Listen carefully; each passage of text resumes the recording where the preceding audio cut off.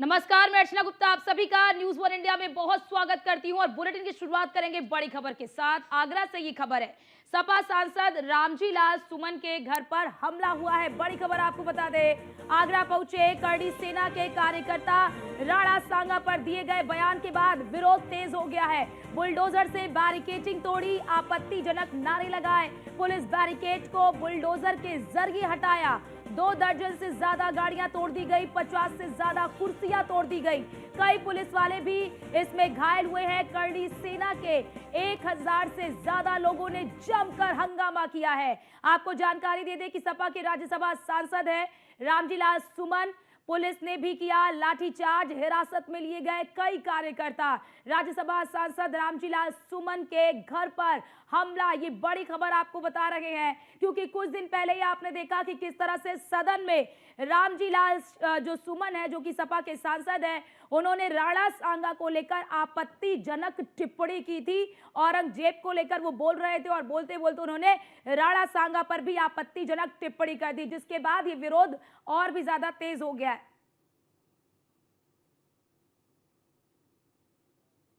कई दिनों से आप लगातार देख रहे होंगे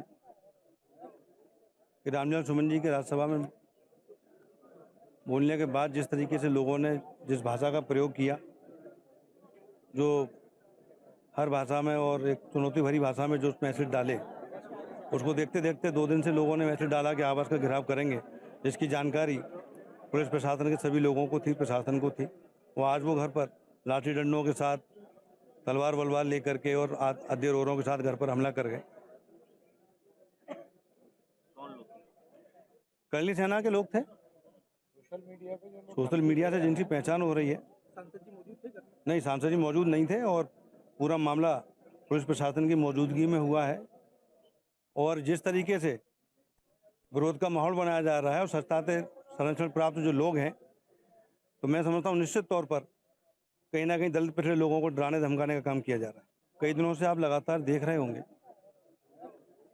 कि रामजी लाल सुमन जी के राज्यसभा में संसद में समाजवादी पार्टी के राज्यसभा सांसद रामजी लाल सुमन द्वारा दिए गए बयान को लेकर आज करणी सेना ने यह प्रदर्शन किया है। उनके आवास को घेरने की कोशिश की, तोड़फोड़ की है, पत्थरबाजी की है, जिसमें तमाम पुलिसकर्मी भी घायल हुए हैं और करणी सेना के कई पदाधिकारी और समाजवादी पार्टी के पदाधिकारी भी यहाँ पर कर्मचारी कार्यकर्ता भी घायल हुए। हमारे साथ एक कार्यकर्ता हैं जिनके हाथ में चोट लगी है, खून पे, जो कुर्ते पे आप देख सकते हैं कि किस तरीके से खून लगा हुआ है। आज क्या ये पूरा क्या मामला हुआ? एक्चुअली कई दिनों से आप लोग सोशल मीडिया के माध्यम से आपके संज्ञान में आ रहा होगा कि सम्मानीय सांसद राज्यसभा रामजी लाल सुमन जी को अनर्गल कुछ लोगों ने अपशब्दों के साथ में उल्टे सीधे शब्दों का उपयोग करते हुए धमकाने के मैसेज यहाँ सोशल मीडिया पर प्रचारित किए जा रहे थे, प्रसारित किए जा रहे थे। हम लोग सब शांति व्यवस्था और प्रशासन के सहयोग करते हुए अपने घर पर यहाँ बैठे थे, माननीय सांसद जी के आवास पर। करणी सेना के जो लोग आए, उन्होंने यहाँ हमारे लोगों के साथ मारपीट की, मकान में भी क्षति पहुंचाई है सम्मानीय सांसद जी के। वो तो सांसद जी तो दिल्ली में है, हम लोग यहाँ बैठे थे शांति व्यवस्था में। माननीय विधायक जी, उनके सुपुत्र श्री रणजीत सुमन जी भी सभी से आग्रह कर रहे थे कि भैया हमारे जो साथी हैं, हमारे परिवार के लोगों सब शांति व्यवस्था में सहयोग करें। ये उन लोगों ने लाठी डंडा तलवार ईंट अद्दे सबके साथ में हम लोगों पर शांति से बैठे थे, हम लोगों पर हमला किया है, जिससे हम लोग चोटिल हुए हैं। कई लोग हमारे साथी समर्थक जो हैं वो कई पीड़ित हैं, कई को चोटें आई हैं और पुलिस के लोग भी टूटे फूटे हैं, कई घायल हुए हैं। उस समय जब ये बवाल हुआ, कितने लोग होंगे और कितने पुलिसकर्मी चोटिल हुए हैं? कितने पुलिस कर्मी यहाँ गेट पर थे, कुछ यहाँ थे, लेकिन वो लोग इधर इस रास्ते से यहाँ से आए हैं करणी सेना के लोग, और यहाँ उल्टे सीधे शब्दों का उपयोग करते हुए मारपीट उन्होंने आते ही शुरू कर दिया। पुलिस के लोगों को भी चोटें आई हैं, वो भी उसमें टूटे फूटे हैं, उनको भी चोटें आई हैं। तो बिल्कुल आप सुन रहे थे, चश्मदीद है जिस समय जब बवाल हुआ उस समय की तस्वीर हम आपको दिखा रहे हैं कि ये आप टूटी कुर्सी देख सकते हैं। ये रामजी लाल सुमन के घर के बाहर की वो कुर्सी है जो आप यहाँ पर जो बवाल हुआ, बवाल के दौरान ये कुर्सियाँ तोड़ी गई, बाकायदा यहाँ पर पत्थरबाजी भी की। यहाँ पर ये सूचना आ रही है वीडियो में, जिस तरीके से देखा जा रहा है, एक वीडियो सोशल मीडिया पर वायरल हो रहा है जिसमें साफ तौर पर देखा गया पत्थरबाजी भी यहाँ किया गया। आरोप ये लगाए गए कि जिस तरीके से ये गाड़ियों के शीशे आप देख सकते हैं, किस तरीके के ये शीशे जो है वो तोड़ दिए गए। एक ये गाड़ी है, ये सपा का झंडा लगी हुई है और एक ये गाड़ी है, उनके शीशे भी तोड़ दिए गए। लगातार जिस तरीके से जो गाड़ियां आप देख रहे हैं, करीब 4 से 5 गाड़ियां हैं वो क्षतिग्रस्त की गई हैं। यहाँ पर शीशा उनका तोड़ा गया है। तो कहीं ना कहीं कह सकते हैं कि यहाँ पर एक बड़ा बवाल यहाँ करनी सेना के लोगों ने किया है। आप जिस तरीके से देखिए, आप ये सपा की झंडा लगी ये कार है और जिसका शीशा यहाँ पर तोड़ा गया है। तो कहीं ना कहीं आप देख सकते हैं तस्वीरों में किस तरीके से ये जो पूर्व जो विधायक का इनका लगा हुआ है, रणजीत सुमन, जो उनके सांसद जी के बेटे हैं, उनका साफ तौर पे कहना है कि जिस तरीके से ये लोग आए, इन्होंने कहीं ना कहीं दलित समाज को डराने धमकाने का काम ये इन लोगों ने किया है। तो ये साफ तौर पर ये देखा जा सकता है जिस तरीके से राणा सांगा के विवाद को लेकर ये बवाल चल रहा था। आज करनी सेना के राष्ट्रीय अध्यक्ष उपेंद्र राणा यहाँ पर पहुंचे थे। वो अपने कार्यकर्ताओं के साथ पहुंचे थे। हजारों की संख्या में कार्यकर्ता थे। पहले पुलिस से बहस हुई, बहस के साथ ही वहां पर जो बैरियर लगा था उसको गाड़ी से तोड़ते हुए गाड़ी आगे बढ़ी और रामजीलाल सुमन के आवास पर पहुंचने की कोशिश कर रहे थे। तो कहीं ना कहीं कह सकते हैं कि ये पुलिस बल के भी चोटें आई हैं। पुलिस बल ने जब लाठीचार्ज की तो लाठीचार्ज में कई पुलिसकर्मी भी घायल हुए। तो कहीं ना कहीं करनी सेना के लोग भी घायल हुए। समाजवादी पार्टी के कार्यकर्ता जो उस समय मौजूद थे वो भी घायल हैं। गनीमत रही कि मौजूद जब उस समय जब ये बवाल हो रहा था, उस समय राज्यसभा सांसद रामलीला सुमन घर पे नहीं थे, उनका परिवार घर पे था। लेकिन गनीमत है कि उनके परिवार को कोई भी आंच नहीं आई है। कैमरा पर्सन दीपक के साथ मैं मनोज चार, न्यूज़ 1 इंडिया, आगरा। हम लोग जब वहाँ पहुँचे तो सामने उसके घर के सामने से जो है काफ़ी लोगों की संख्या थी और वो सब जो है पत्थर डंडे वगैरह सब ले करके उन लोगों ने पुलिस के ऊपर पत्थरबाजी स्टार्ट कर दी। हम लोग बल्कि मना कर रहे थे कि पत्थरबाजी नहीं करो यहाँ पर हम लोग कुल बात करने आए हैं, उससे माफ़ी मंगवाएंगे और शांतिपूर्ण ढंग से चले जाएंगे। लेकिन सामने ये प्री प्लान था और उन्हीं के लोगों ने वहाँ पत्थरबाजी की, सांसद के लोगों ने ही पत्थरबाजी की। पुलिस को भी चोटें जो आई हैं वो उन्हीं के लोगों के द्वारा आई हैं। और जब पत्थरबाजी स्टार्ट हुई है तो फिर हम लोगों ने भी बीच बचाव में पत्थर मतलब जो हम लोग के हाथ में था उसको हुआ और उसके बाद पुलिस ने भी लाठीचार्ज किया। उसमें जो है हमारे लोगों को चोटें आई काफ़ी। तो हमले की भी तस्वीर आपको हमने दिखाई और हमारे संवाददाता जो हैं वो वहां पर पहुंचे, मौके पर पहुंचे और वहां पर पहुंचकर जायजा भी लिया कि किस तरह के वहां पर हालात रहे। और आगे आपको बता देते हैं कि आगरा के बाद ग्रेटर नोएडा में भी राणा सांगा को लेकर विवाद देखने को मिला। राणा सांगा के मुद्दे को लेकर राजपूत करनी सेना ने प्रदर्शन किया और इस दौरान बड़ी संख्या में करनी सेना के कार्यकर्ता जो हैं वो उस ओर आए और सपा सुप्रीमो अखिलेश यादव और इसी के साथ ही अगर बात कर ले तो सपा सांसद रामजीलाल सुमन के खिलाफ प्रदर्शन करते हुए नजर आए। दोनों नेताओं के खिलाफ जमकर नारेबाजी की गई और कार्रवाई न होने पर सड़कों पर उतरकर प्रदर्शन करने की बात कही गई।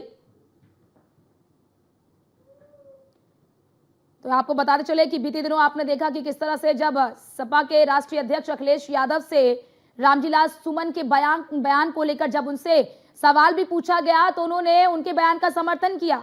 अब ये दो तस्वीरें आपके टीवी स्क्रीन पर दिखा रहे हैं। आप दो तस्वीरें देखिए। पहली तस्वीर आगरा की आपको दिखा रहे हैं जहां पर करनी सेना वहां पर पहुंची, जो बैरिकेटिंग लगे तो किस तरह से बैरिकेटिंग को देखिए हटा रहे हैं। उसके बाद वहां पर काफी तोड़फोड़ की गई, कई गाड़ियों के शीशे तोड़ दिए गए और हमला किया गया जिसमें कई लोग घायल भी हुए हैं। ये तस्वीर आपको आगरा की दिखा रहे हैं और ये दूसरी तस्वीर आपको ग्रेटर नोएडा की दिखा रहे हैं। यहां पर भी जो करनी सेना के कार्यकर्ता है वो भी वहां पर पहुंचे, ग्रेटर नोएडा भी पहुंचे और वहां पर पहुंचकर नारेबाजी की और यह भी कहा कि अगर कार्रवाई नहीं हुई तो उसके बाद हम उग्र प्रदर्शन करेंगे। ये दो तस्वीरें आपकी टीवी स्क्रीन पर दिखा रहा है क्योंकि संसद में सांसद रामजीलाल सुमन ने राणा सांगा को लेकर विवादित टिप्पणी की। उसके बाद अखिलेश यादव ने उनकी टिप्पणी का समर्थन किया और कहा कि उन्होंने इतिहास के पन्नों को उजागर किया है, जिसके बाद जो सांसद है रामजीलाल सुमन उनका आत्मविश्वास और बढ़ गया।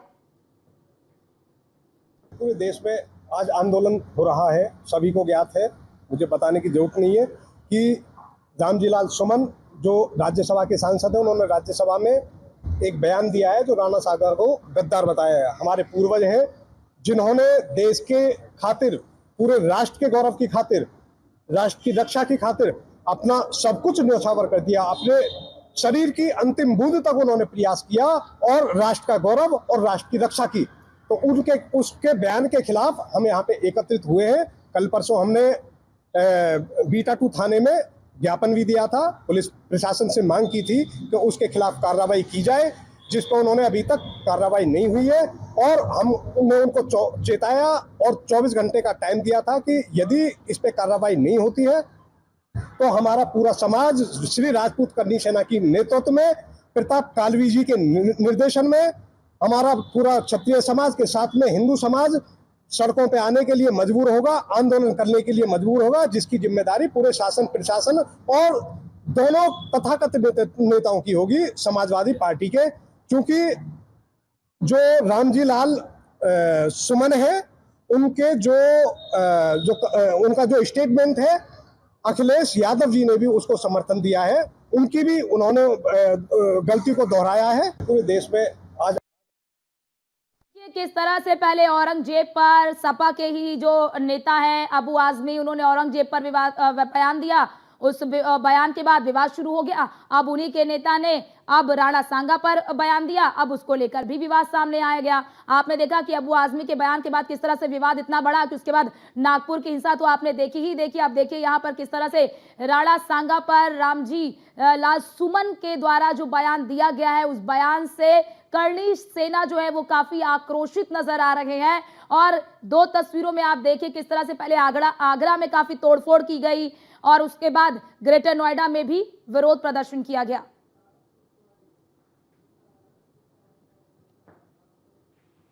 और हमारे साथ हमारे दो संवाददाता जुड़ चुके हैं जो आपको तमाम जानकारी देंगे। मनोज चाहर हमारे साथ आगरा से जुड़ चुके हैं और साथ ही साथ पीयूष तिवारी हमारे साथ जुड़ चुके हैं। लेकिन सबसे पहले मनोज, आपके पास आना चाहूंगी, ये हमला कब किया गया और अब तक पुलिस ने क्या कार्रवाई की है और कितना क्षति हुआ है इस पूरे हमले में?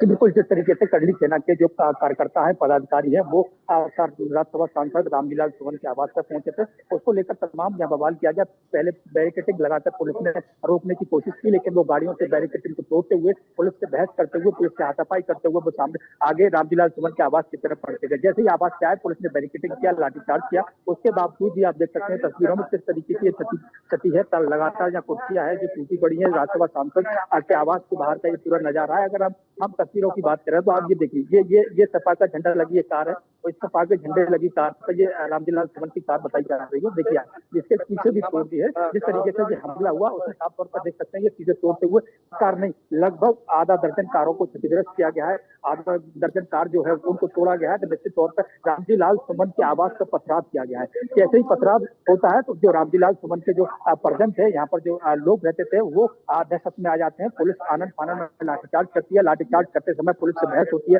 पुलिस के साथ बदतमीजी होती है। पुलिस के कई जवान चोटिल होते हैं। खुद हरिपर्वत थाना इंचार्ज जो है वो चोटिल होते हैं। लगातार पुलिस सिचुएशन को कंट्रोल करती है, लेकिन करणी सेना के जो लोग हैं वो लगातार यहाँ पर प्रदर्शन करते हुए बवाल कर रहे थे। लेकिन आप देख सकते हैं, ये देखिए, ये जो सांसद रामजी लाल सुमन के जो बेटे हैं, जो पूर्व विधायक हैं, दलित है, आज से सपा से रहे, उनकी गाड़ी को मनोज, इस हमले के बाद वहां पर सुरक्षा बढ़ा दी गई है क्या? जी, इस हमले के बाद वहां पर सुरक्षा बढ़ा दी गई है? देखिए, पहले से ही जैसे ये बयान सामने आया था सांसद रामजी लाल सुमन का, उस समय ही से ही पीएससी तैनात आवास पर कर दी गई थी। लेकिन जिस तरीके से जब ये हमला हुआ है तो जैसे ही सूचना मिलती है तो समाजवादी पार्टी के कार्यकर्ताओं के साथ कांग्रेस के कार्यकर्ता भी यहाँ मौके पर पहुंचे। दलित समाज के तमाम वो संगठन के लोग भी यहाँ पर पहुंचे और पुलिस की जो व्यवस्था थी वो भी यहाँ बढ़ा दी है, क्योंकि आज सूबे के मुखिया योगी आदित्यनाथ ताजनगरी आगरा में उनकी सुरक्षा को मद्देनजर रखते हुए ये पूरा प्लान किया गया था। एक तरफ योगी आदित्यनाथ जीआईसी ग्राउंड में जो 8 साल बेमिसाल के सुशासन मेले में शिरकत कर रहे थे, उसी दरमियान दूसरी साइड पर यहाँ पर ये बवाल हुआ। बवाल के आशंका के चलते तमाम पहले से पुलिस को तैनात थी, लेकिन जैसे ही बवाल की सूचना आई तो अन्य थानों की पुलिस यहाँ भेज दी गई। तो कहीं ना कहीं कह सकते हैं कि योगी आदित्यनाथ के शहर में होते हुए इस तरीके का बवाल किया गया है। अब पुलिस का दावा है कि वो वीडियो के माध्यम से चिन्हित कर रहे हैं। हालांकि उनके बिल्कुल मनोज, सवाल तो खड़े होते हैं कि प्रदेश की मुखिया उसी शहर में है और वहां पर इस तरह का मामला सामने आता है, वहां पर इस तरह से बवाल हो जाता है, सवाल तो खड़े होंगे ही। हमारे साथ पीयूष भी जुड़ चुके हैं। पीयूष, पहले रामजी लाल सुमन ने बयान दिया, बयान के बाद वो बैकफुट पर भी नजर आए, लेकिन क्या अखिलेश यादव का उन्हें समर्थन देना आग में घी डालने जैसा हो गया? जहाँ से होती है औरंगजेब से शुरुआत होती है, औरंगजेब को लेकर कुछ चर्चा चलती है, उसके बाद महमूद गजनवी का जिक्र होता है। ठीक है, आपको पीयूष रोकना चाहते हैं। अनुराग भदौरिया हमारे साथ जुड़ चुके हैं, सपा के नेता हैं। अनुराग जी, जिस तरह से आपने देखा कि आज हमला किया गया, इस पूरे हमले को आप किस तरह से देखते हैं? देखिए, लोकतंत्र में हिंसा की कोई जगह नहीं है। अगर कोई व्यक्ति यहाँ गलत करता है तो उसको सजा देने की जिम्मेदारी न्यायपालिका है। यहाँ पे कानून है, देश संविधान और न्यायपालिका चलेगा। देश खुद थोड़ी आदमी फैसला लेने लगेगा। अगर वो गलत करेगा तो न्यायपालिका है ना। आप कानून अपने हाथ में थोड़ी ले लेंगे। तो जो लोग कानून अपने हाथ में लेते हैं उस पर कार्रवाई होनी चाहिए। लेकिन आपको नहीं लगता आपके नेता इस तरह का बयान देते हैं? पहले आपके ही नेता ने, अबू आजमी ने बयान दिया, उससे विवाद खड़ा हो गया, उसके बाद रामजी लाल सुमन ने बयान दे दिया। देखिए, बयान एक अलग बात, आप दो चीज एक साथ कर रही हैं। बयान तो उस पर बात हो चुकी है, लेकिन क्या आप कोई आदमी गलती करेगा, आपकी बात मान ली जाए, तो क्या आप उसकी तोड़फोड़ कर देंगे? क्या आप हिंसक हो जाएंगे? इस तरह से न्याय मिलने लगेगा क्या इस देश के अंदर में? इस तरह से सभी लोग ऐसे न्याय करने लगेंगे तो फिर संविधान और न्यायपालिका का मतलब क्या होगा? देश लोकतंत्र से चल रहा है, राजतंत्र थोड़ी है यहाँ पे। क्या आप किसी को सजा देना तो कानून अपने हाथ में ले लेंगे? ये एकदम ठीक नहीं है। मुझे लगता है सरकार को ऐसे लोगों पे कार्रवाई करनी चाहिए और ठोस कार्रवाई करनी चाहिए, जिससे कि आगे फ्यूचर में कोई इस तरह का कानून हाथ में ना ले पाए। बिल्कुल अनुराग जी, जो हुआ है ये बिल्कुल गलत है और ये नहीं होना चाहिए, लेकिन रामजी लाल सुमन को अपने बयान के लिए तो माफी मांग लेना चाहिए।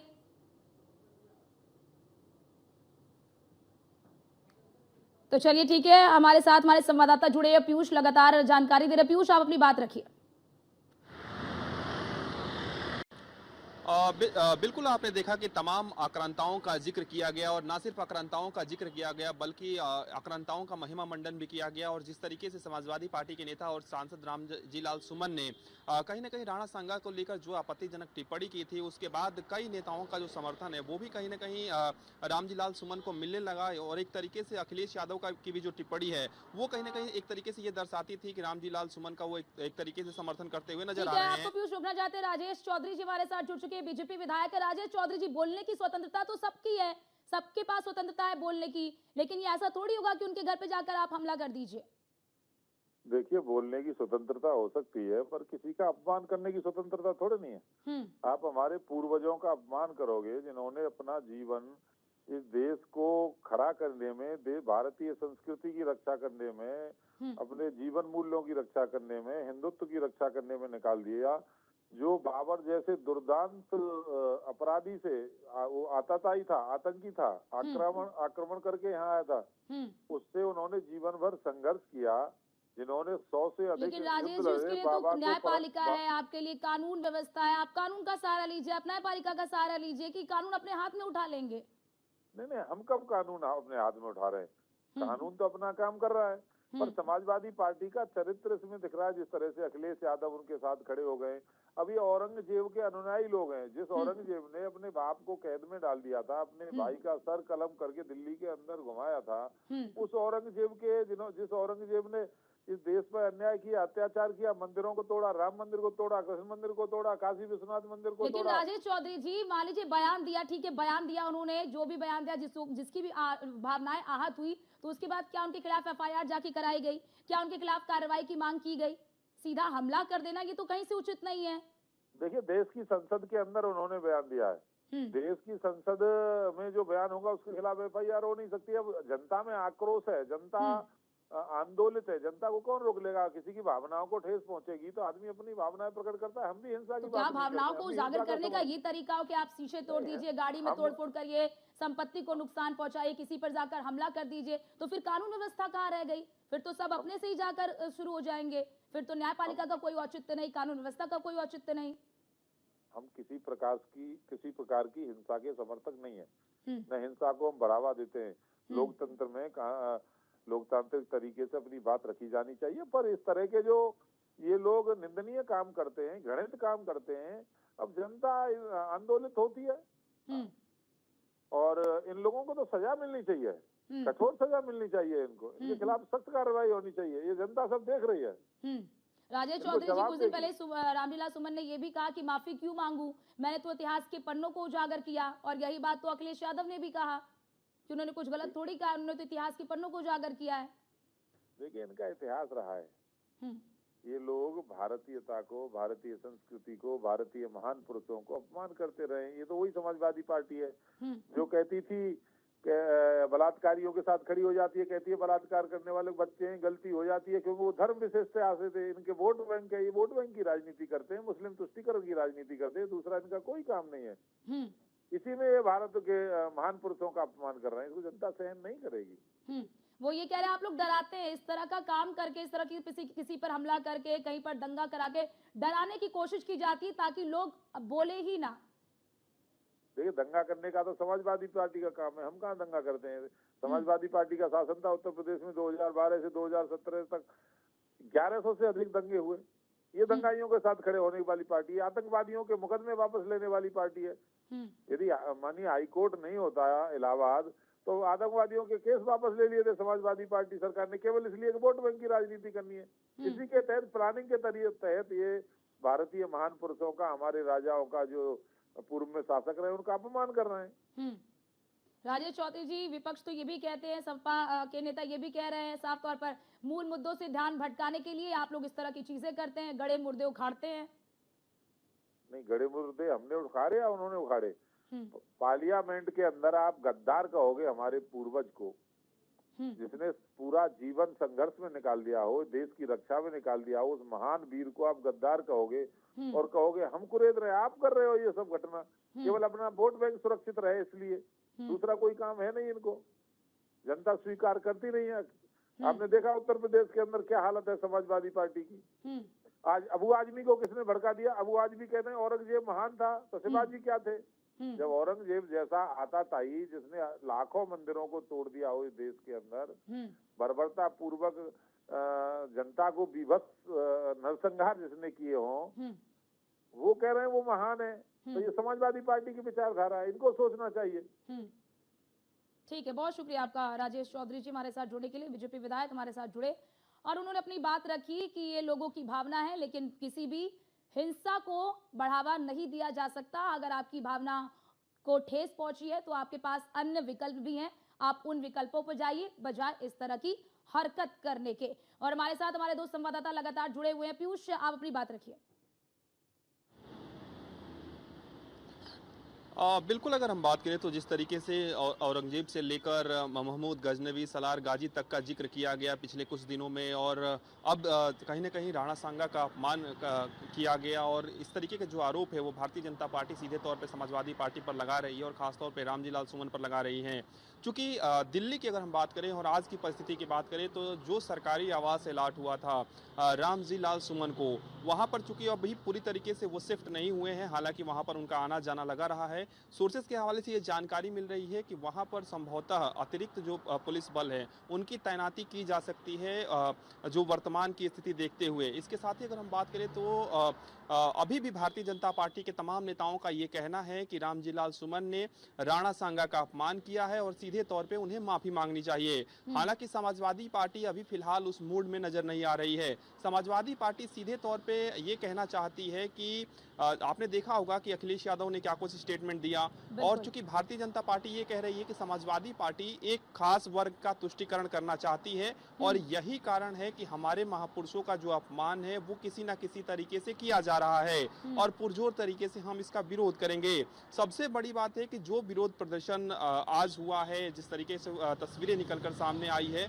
वो स्थिति दिल्ली में ना हो, और यही कारण है कि सुरक्षा के लिहाज से तमाम जो अधिकारी हैं वो भी कहीं ना कहीं रामजी लाल सुमन के आवास के बाहर पहुंचे हुए थे और कहीं ना कहीं उन्होंने जायजा लिया कि यहाँ पर इस तरीके की स्थिति ना बने और इसके पहले एहतियातन व्यवस्थाएं कर ली जाएं। इसके साथ ही अगर हम बात करें तो अभी भी रामजी लाल सुमन का जो फोन है वो स्विच ऑफ है। निश्चित रूप से वो किसी से संभवतः अभी इस विषय पर कोई टिप्पणी नहीं करना चाहते होंगे, क्योंकि ये पूरा जो मामला है वो पूरी तरीके से संवेदनशील मामला है और कोई भी बयान देने से पहले कहीं ना कहीं वो पार्टी आला कमान से संभवतः पूछेंगे, उसके बाद ही अपना कोई बयान जारी करेंगे। क्योंकि एक बयान की वजह से आप देखिए कि किस तरीके से देश के अलग अलग हिस्सों में जो विरोध प्रदर्शन, कि किस तरह से औरंगजेब पर बयान दिया गया तो उसके बाद नागपुर में हिंसा भड़क गई और कितना उसमें नुकसान हुआ, किस तरह की आगजनी की गई, और उसके बाद अब रामजी लाल सुमन के बयान पर भी विरोध काफी तेज हो चुका है। मनोज चाहर, आपके पास आना चाहूंगी। मनोज, इसमें इस पूरे घटनाक्रम में, इस पूरे हमले में वहां पर कितना नुकसान हुआ, इसका क्या कोई आकलन हो पाया है, और इसकी पुनरावृत्ति ना हो इसके लिए क्या एहतियात वहां पर बरते जा रहे हैं? देखिए, जिस तरीके से तोड़फोड़ यहाँ पर करनी सेना के कार्यकर्ताओं ने की, अभी इसका आकलन कुछ हो नहीं पाया, लेकिन जिस तरीके से समाजवादी पार्टी के लोगों को जैसे पता चलता है कि उनके राज्यसभा सांसद रामजी लाल सुमन के आवास पर हमला होता है तो वो एक एक करके यहाँ पर पहुंचते हैं, बारी बारी से पहुंचते हैं, और यहाँ पर कांग्रेस के जो कार्यकर्ता है, पदाधिकारी हैं, वो भी यहाँ पहुंचते हैं। तो कहीं ना कहीं कह सकते हैं अभी आकलन का अंदाजा नहीं लगाने लगता, क्योंकि जब रामजी लाल सुमन के आवास का जब पथराव हुआ तो उनके मनोज, किसी को क्या हिरासत में लिया गया है? अब जब ये पूरी घटनाक्रम हो रहा था, जब हमला किया जा रहा था, पुलिस भी आप जैसा बता रहे हैं वहां पर मौके पर थी, तो क्या किसी को हिरासत में लिया गया है? जिस तरीके से ये बवाल हुआ तो पुलिस ने लाठीचार्ज किया। पुलिस और कर्णी सेना के पदाधिकारियों में बहस हुई, उनके हाथापाई भी हुई है। तो कहीं उसमें कई लोग चोटिल हुए। कर्णी सेना के जो पदाधिकारी थे, कार्यकर्ता थे, वो भी चोटिल हुए हैं और पुलिस के कई कर्मचारी और एक इंस्पेक्टर है वो भी चोटिल हुए। तो कहीं ना कहीं कह सकते हैं कि अभी पुलिस ने कई लोगों को इलाज के लिए भेज दिया गया। अपने इलाज के लिए जो कर्णी सेना के जो लोग थे वो अभी फरार हो गए। उनकी पहचान पुलिस कर रही है और पुलिस पहचान करके उनके खिलाफ सख्त कार्रवाई करने की बात कर रही है। लेकिन जिस तरीके से ये हमला हुआ, उसको जो सांसद के बेटे रणजीत सुमन है, जो पूर्व विधायक दलित से हैं, वो साफ तौर पर ये कह रहे हैं कि दलितों के ऊपर हमला किया गया है, प्री प्लान ये हमला है। पहले 2 दिन से उनके परिवार को धमकी मिल रही थी, उसके बावजूद इस तरीके की आवाज पार इस तरीके का हमला करना कहीं ना कहीं एक बड़ा साजिश थी, जो सोची समझी साजिश थी, जो कर्णी सेना के लोगों ने की है। लेकिन जिस तरीके से जो लोग हैं वो पहुंच चुके हैं, तस्वीरों में मैं भी आपको दिखा दूं, देखो पुलिस के बल यहाँ पर तैनात है। योगी आदित्यनाथ था, लेकिन उसके बावजूद भी पीएससी के तमाम जो लोग हैं वो यहाँ तैनात थे, पहले से ही तैनात थे। लेकिन जैसे ये हमले की जानकारी होती है, तमाम जो पदाधिकारी है वो मौके पर पहुंच गए। लगातार जो कांग्रेस के और जो समाजवादी पार्टी के जो नेता है, दलित संगठनों के जो नेता है, वो यहाँ पर पहुंचे। हमारे साथ एक दलित संगठन के राष्ट्रीय अध्यक्ष भी हैं, हम इनसे पूछते हैं सर क्या कहना चाहेंगे इस हमले को लेकर। आप क्या नाम है आपका, क्या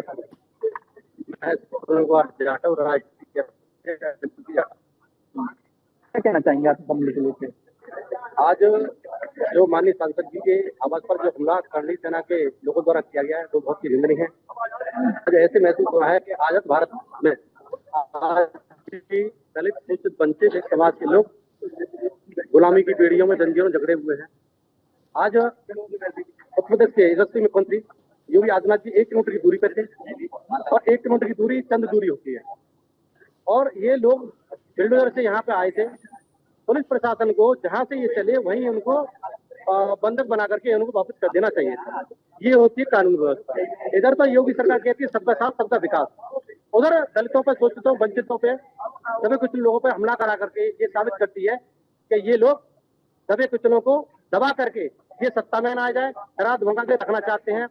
आज माननीय सांसद जी के यहाँ इतने लोग बैठे थे, जैसे उन्होंने किया है वही लोग ये करते तो मामला बहुत बड़ा बढ़ जाता। लेकिन माननीय सांसद जी के सुपुत्र माननीय रणजीत सुमन जी पूर्व विधायक हैं, उन्होंने अपनी बुद्धि विवेक से अपनी समझ ढाल के उन लोगों के ऊपर कोई न छीटाकशी की, न कोई पथराव किया, न कुछ किया। जैसे तो उन्होंने कह दिया कानून के लोग खड़े हैं। बिल्कुल मनोज, और जैसा कि हम तस्वीरों में भी देख पा रहे हैं किस तरह से पूरी पुलिस फोर्स लगी हुई है बैरिकेडिंग को, ताकि वो तोड़कर अंदर ना पाए। लेकिन किस तरह से वो गाड़ी से आगे बढ़ते जा रहे हैं, उन्हें कोई परवाह नहीं है कि पुलिस वाले घायल हो जाएंगे, किसी को चोट लग जाएगी, किसी को कुछ हो जाएगा। वो गाड़ी अपना काफिला आगे बढ़ाते हुए नजर आ रहा है। बहुत शुक्रिया मनोज आपका भी, और पीयूष आपका भी हमारे साथ जुड़ने के लिए और महत्वपूर्ण जानकारी हमारे दर्शकों तक साझा करने के लिए। क्योंकि देखिए अब लगातार जब से सांसद ने ये बयान दिया है, रामजीलाल सुमन ने ये बयान दिया है, तब से ही विरोध देखने को मिला। देखिए आप तस्वीर देखिए किस तरह से ये अपना काफिला आगे बढ़ाते चल रहे हैं और कितने पुलिसकर्मी वहां पर लगे हुए हैं उनको रोकने के लिए कि बैरिकेडिंग तोड़ ना सके, वो बैरिकेडिंग से आगे आ ना सके।